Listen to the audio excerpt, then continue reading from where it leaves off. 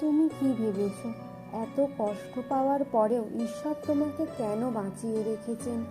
জীবনে আমরা অনেক সময় ভাবি ঈশ্বর আমাদের কথা শুনছেন না, কষ্ট দেখছেন না, কিন্তু শাস্ত্র বলে ভগবান কখনো দেরি করেন কিন্তু অবহেলা করেন না। ভগবদ গীতায় শ্রীকৃষ্ণ অর্জুনকে বলেছিলেন, যা কিছু ঘটে তা কোনো না কোনো কারণে ঘটে, আর সেই কারণটা তোমার মঙ্গলের জন্যই। আজ তুমি যে কষ্টের মধ্য দিয়ে যাচ্ছ, হয়তো সেটাই তোমাকে শক্ত করে তুলছে।